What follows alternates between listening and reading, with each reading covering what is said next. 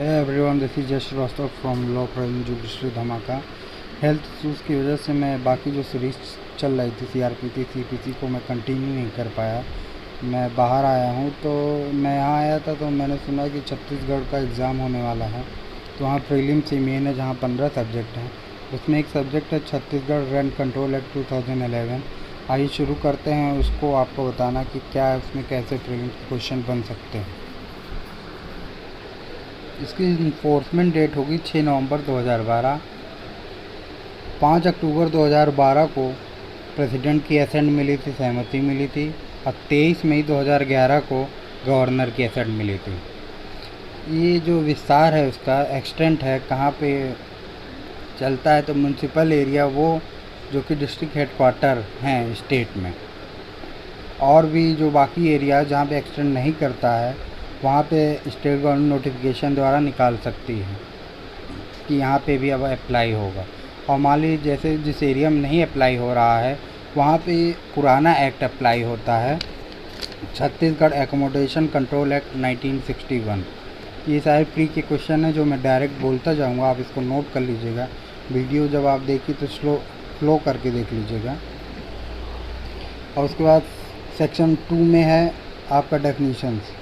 Accommodation की आप पूरी डेफिनीशन देख लीजिएगा, लेकिन इसमें जो मेन इम्पॉर्टेंट पॉइंट है वो ये है कि जो एकोमोडेशन में एग्रीमेंट होता है दोनों पार्टीज लैंडलॉर्ड टेनेंट के बीच में, वो एग्रीकल्चर पर्पस के लिए ना हो। ये आपका पॉइंट नोटिसेबल है, ये प्री में आता है। और जो भी एग्रीमेंट होगा वो रिटन ही होगा, ये भी आप नोट कर लीजिए। और डिस्ट्रिक्ट की वो डेफिनीशन मानी जाएगी जो कि छत्तीसगढ़ लैंड रेवेन्यू कोड 1959 में दी है।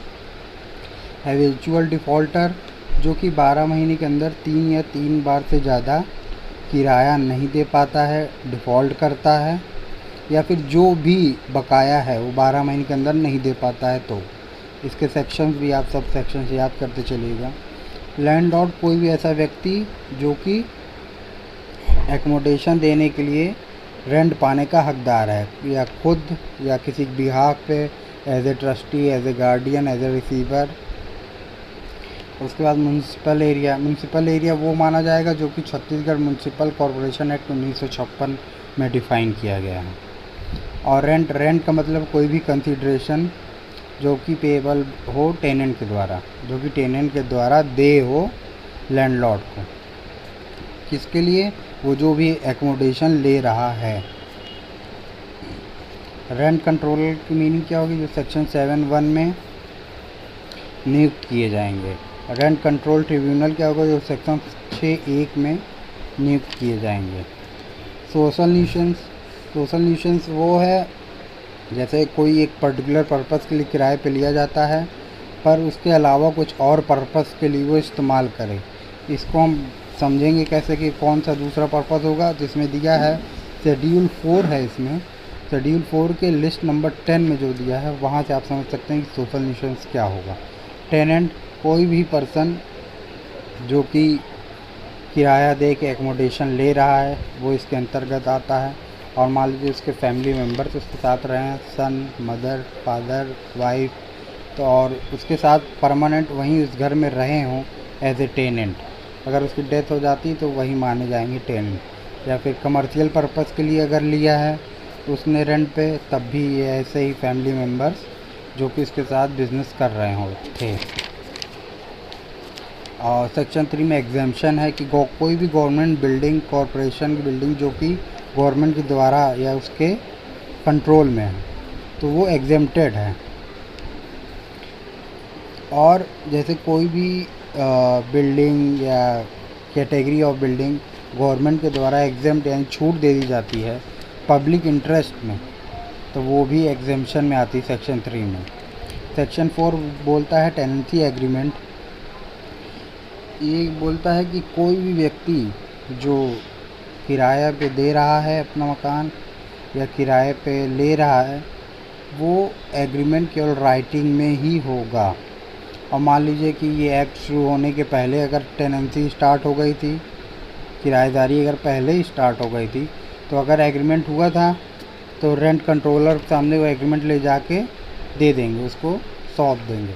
और एग्रीमेंट नहीं हुआ था तो ज्वाइंटली आपके लैंडलॉर्ड एंड टेनेंट दोनों मिल के जाएंगे और वो एग्रीमेंट दे देंगे। अब मान लीजिए अगर नहीं दे पाते हैं ज्वाइंटली, वो सहमत नहीं हो पाते हैं वो बनाने में एग्रीमेंट, तो वो दोनों अलग अलग अपना दे सकते हैं। और सेक्शन 5 बोलता है rent to be as agreed, जैसा मतलब रेंट भाड़ा जो है वो आपस में सहमत हो जाए देने को। पर इसमें वो नहीं आएगा जो भी एमिनिटीज़, जो भी बाकी सुविधाएं ली जा रही हैं सेपरेटली उस एग्रीमेंट में अलावा, यानी रेंट पे लिए हैं और बिल्डिंग है, तो उसके अलावा अगर कोई और सुविधा लेना चाहता है टेनेंट तो वो इसके अंदर इंक्लूड नहीं होगी। और इसमें सेक्शन 5 के सब क्लॉज 2 में लिखा है कि जो किराया होगा, जैसे आज अगस्त चल रहा है तो इस महीने का किराया 15 सितंबर के पहले देना होगा, यानी 15th of the next month ये आपको दे देना पड़ेगा जो भी किराएदार होगा।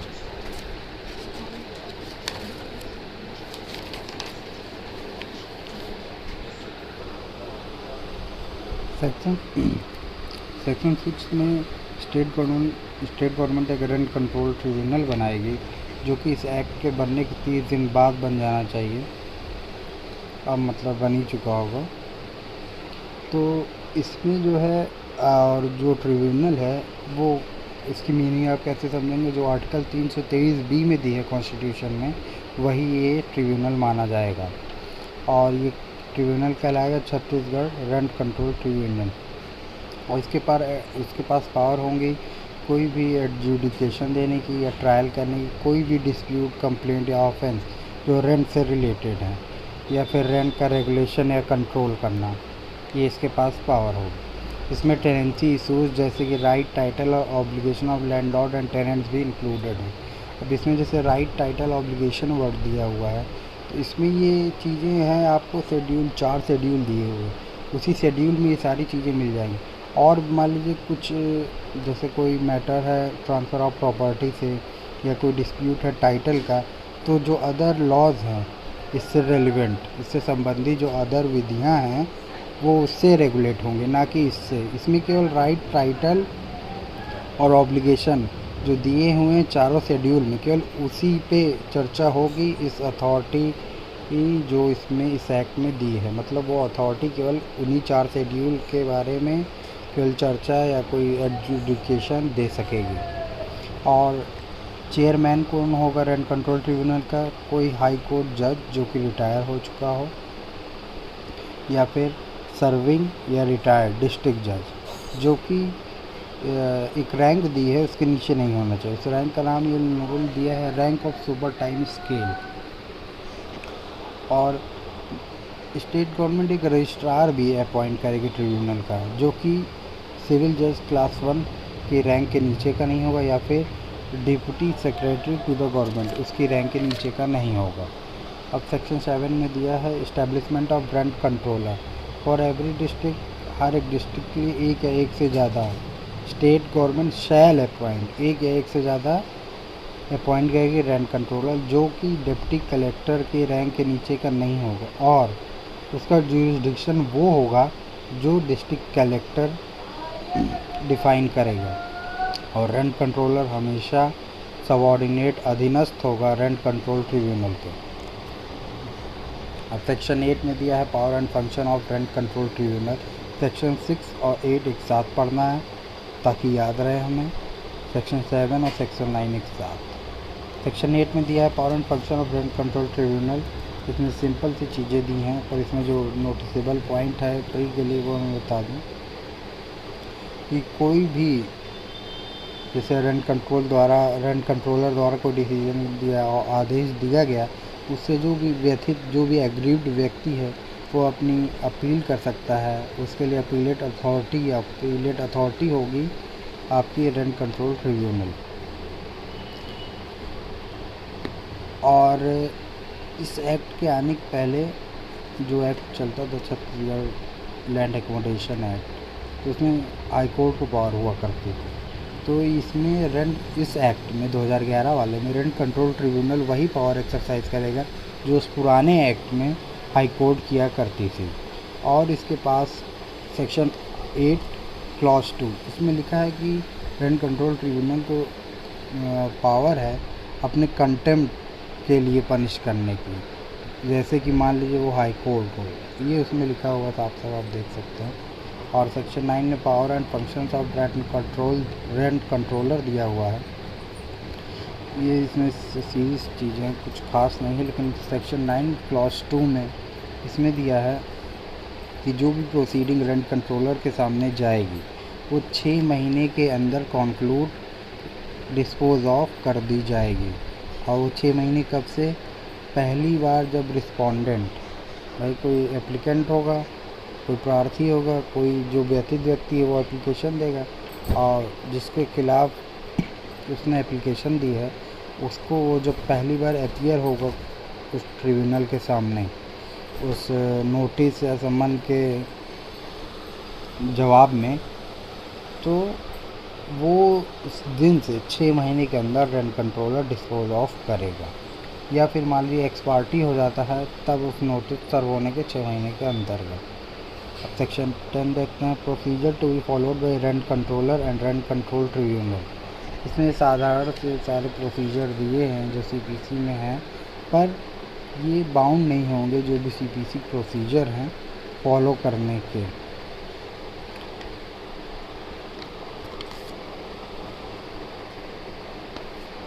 और इसमें आप देखेंगे 10 क्लॉज 2 में कि रेंट कंट्रोल ट्रिब्यूनल को या रेंट कंट्रोल ट्रिब्यूनल एडजर्नमेंट स्थगन नहीं दे सकते बिना रिटन एप्लीकेशन के, और साथ ही साथ इन्हें एक रीज़न रिकॉर्ड करना पड़ेगा स्थगन या एडजर्नमेंट जब ये करते हैं।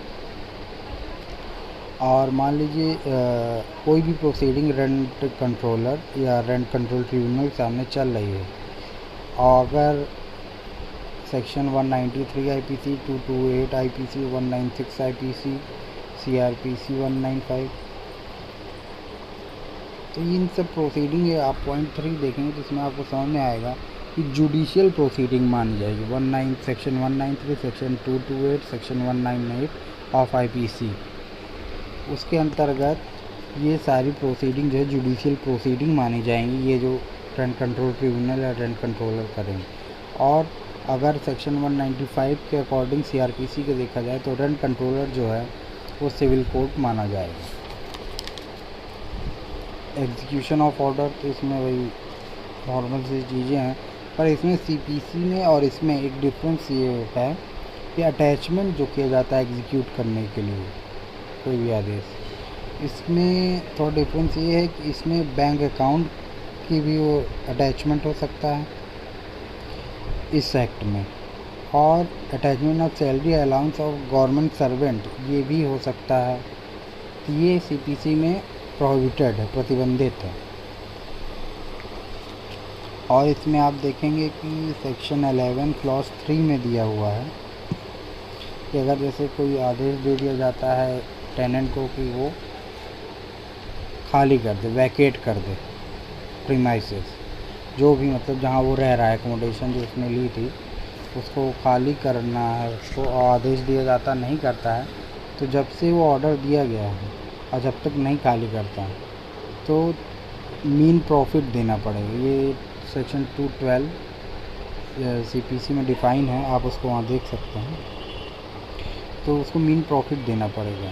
अगर जैसे रेसिडेंशियल पर्पज़ के लिए उसने किराए पर लिया था तो 2 गुना, कमर्शियल पर्पज़ के लिया था तो 3 गुना, और मान लीजिए जो सर्टिफिकेट इशू होता है यानी कि तुरंत खाली किया जाए ऐसा आदेश दिया जाता है सर्टिफिकेट में, रिकवरी ऑफ पोजीशन सर्टिफिकेट में, तो तब भी 3 गुना मीन प्रॉफिट देना पड़ेगा।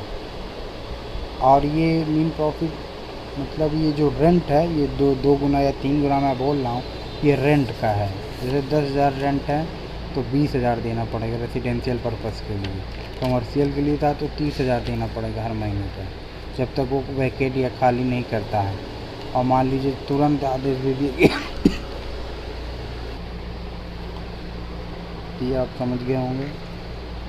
और जो रेंट कंट्रोलर जो एग्जीक्यूशन प्रोसीडिंग कराएगा वो समरी मैनर में कराएगा, और 45 दिन के अंदर जब से अपोजिट पार्टी को समन कह रहा नोटिस सर्व हो जाता है, उसके 45 दिन के अंदर एग्जीक्यूशन प्रोसीडिंग पूरी करेगा रेंट कंट्रोलर। और मान लीजिए कि अपील करता है जो व्यक्ति जिसके खिलाफ़ ये आदेश हुआ था रेंट या मीन प्रॉफिट देने का, तो टेनेंट जो है अगर मान लीजिए अपील करता है और जो भी ट्रिब्यूनल जिसके सामने वो अपील कर रहा है और उसने अगर ऐसा आदेश दिया कि ठीक है आपको अभी मीन प्रॉफिट नहीं देना है जब तक ये अपील आपकी चल रही, और मान लीजिए उसके अपील में डिसीज़न जो आता है वो टेनेंट के ख़िलाफ़ ही जाता है, यानी कि उसको मीन प्रॉफिट देना ही देना। तो ऐसा नहीं है कि ट्रिब्यूनल ने रोक दिया था तो अब से देना है, वो जब से पहली बार इशू हुआ था मीन प्रॉफिट देने का, पोजीशन से हटने का उसका टेनेंट का, तब से उसको मीन प्रॉफिट देना पड़ेगा। सेक्शन 12 में आपका right and obligation of landlord and tenant दिया है, तो इसमें आपको अभी बता देता हूँ मैं। शेड्यूल 1 में टेनेंट का राइट, शेड्यूल 2 में लैंडलॉर्ड का राइट, शेड्यूल 3 में लैंडलॉर्ड की ऑब्लिगेशन, शेड्यूल 4 में टेनेंट की ऑब्लिगेशन। और मान लीजिए जैसे कोई डाउट होता है, जैसे क्लैश ऑफ इंटरेस्ट लैंडलॉर्ड और टेनेंट के हितों में मतभेद हो जाए, तो अगर मान लीजिए रेंट से रिलेटेड मैटर है तब तो टेनेंट को जो है प्राथमिकता देनी पड़ेगी, उसको इसका बेनिफिट मिलेगा। बेनिफिट ऑफ डाउट जो दिया जाएगा वो टेनेंट को दे दिया जाएगा। मान लीजिए पोजीशन से रिलेटेड कोई डाउट हो रहा है तो इसका फ़ायदा लैंडलॉर्ड को दिया जाएगा। और मान लीजिए कोई भी लैंडलॉर्ड या टेनेंट कोई भी मतलब ऐसा कोई कार्य करते हैं जो कि एक दूसरे के अधिकारों का हनन करते हैं जो कि दिया हुआ है शेड्यूल 1-2 में, तो 5,000 रुपये तक का फ़ाइन या 3 महीने तक की सिंपल इम्प्रिजनमेंट सज़ा या फिर दोनों दिया जा सकता है। सेक्शन 13 में अपील का प्रावधान दिया गया है, जिसमें कि सीधा लिखा है कि अगर सेक्शन 13 क्लॉज 2 में रेंट कंट्रोल ट्रिब्यूनल के किसी डिसीज़न से आपको अपील करनी है तो वो अपील लाई करेगी सुप्रीम कोर्ट में। और सेक्शन 13A में दिया हुआ है power to make rule, state government rules बना सकती है और जो भी रूल वो बनाएगी 30 दिन रखा जाएगा स्टेट लेजिस्लेचर के सामने, चाहे एक सेशन में हो 30 दिन हो, चाहे कई सेशंस में हो 30 दिन हो।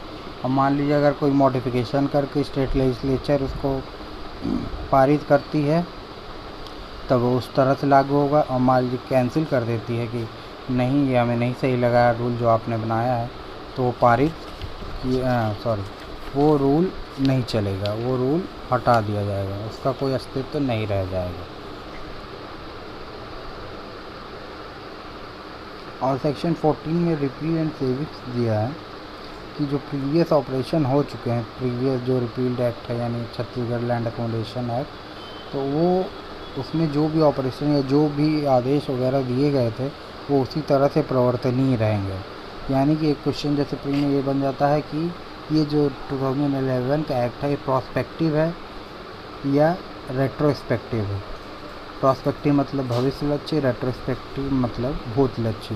तो ये प्रॉस्पेक्टिव एक्ट होगा। क्यों? क्योंकि पिछले जो भी ऑपरेशन या जो भी चीज़ें आदेश दिए गए हैं पिछले एक्ट में उन पर प्रभाव नहीं डालेगा, तब तक नहीं डालेगा जब तक उसके जो आदेश है प्रोविज़न थे इस प्रोविज़न का उल्लंघन कर रहे हों, तब तक कोई प्रभाव नहीं डालेगा। आइए एक बार हम थोड़ा शेड्यूल भी आपको बता दें कौन सा इम्पोर्टेंट कौन सा नहीं।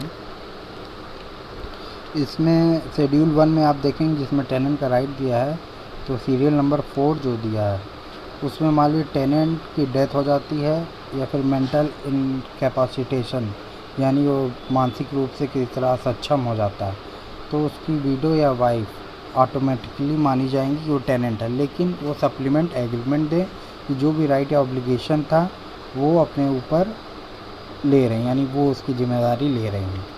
शेड्यूल 2 में देखिए तो पॉइंट सीरियल नंबर 2 में दिया है शेड्यूल 2 में, जो कि लैंडलॉर्ड राइट है कि 3 महीने से ज़्यादा सिक्योरिटी अमाउंट डिपॉजिट नहीं लेगा वो किराए का, किराया मालिक 5,000 है तो 15,000 से ज़्यादा वो सिक्योरिटी डिपॉजिट नहीं ले सकता। और लैंडलॉर्ड का ये राइट है, पॉइंट नंबर सीरियल नंबर 4 में ये दिया है कि मालिक 2,000 है, 2,000 से कम का किराया है तो 5% से ज़्यादा 1 साल बाद वो वृद्धि एनुअल इंक्रीमेंट नहीं कर सकता है किराए में, और 2,000 से ज़्यादा है तो 10% से ज़्यादा नहीं कर सकता एक बार में उस साल। और सीरियल नंबर 6 में देखेंगे आप शेड्यूल 2 के, तो लैंडलॉर्ड के पास ये हक है कि वो इंस्पेक्शन कर सके अपनी एकोमोडेशन का, जो भी इसने दिया है। पहले टेनेंट को अवगत करा देगा कि हम आ रहे हैं चेक करने, हमारी टेनेंट नहीं है तो कोई मेल एडल्ट मेंबर मौजूद होना चाहिए, और मतलब फीमेल की मौजूदगी में नहीं हो सकती। ये प्री से क्वेश्चन बन सकता है। और मान लीजिए कोई सुविधा वो बढ़ाता है लैंडलॉर्ड अपने मन से, तो जब तक वो टेनेंट की मर्ज़ी से नहीं बढ़ाया है तब तक लैंडलॉर्ड को हक नहीं होगा उस बढ़ाई हुई सुविधा के लिए किराया बढ़ाने का। और पॉइंट 11 देखेंगे आप इसमें, सीरियल नंबर 11, तो उसमें ग्राउंड्स दिए हैं कब कब रेंट कंट्रोलर को लैंडलॉर्ड एप्लीकेशन दे के एविक्ट यानी कि टेनेंट को बाहर निकाल सकता है। इसको पढ़ लीजिएगा आप। और इसमें एक पॉइंट नंबर जी, यही है सीरियल नंबर 11 पॉइंट नंबर जी। मान लीजिए लैंडलॉर्ड खुद के रहने के लिए वो एकोमोडेशन वापस चाहिए उसके किसी फैमिली मेम्बर, तो 3 महीने की नोटिस देनी पड़ेगी। और मान लीजिए वो बिना कोई कारण बताए चाहता है कि वो निकाल दे, तो कम से कम 6 महीने की नोटिस देनी पड़ेगी टेनेंट को। और लेकिन उसकी एक शर्त ये है कि अगले 12 महीने तक रेंट जो है बढ़ा के नहीं लेगा जो भी अगला किराएदार होगा। ये इसलिए होता है कि ये एक तरह टेनेंट का राइट है। मान लीजिए आप 5,000 दे रहे हैं, अगला कोई आ गया वो कह रहा मैं 10,000 दूंगा, तो ऐसे तो आपको निकाल देगा भाई, लैंडलॉर्ड को फ़ायदा होगा 10,000 में। इसलिए जो है 12 महीने की एक रिस्ट्रिक्शन लगा दी गई है।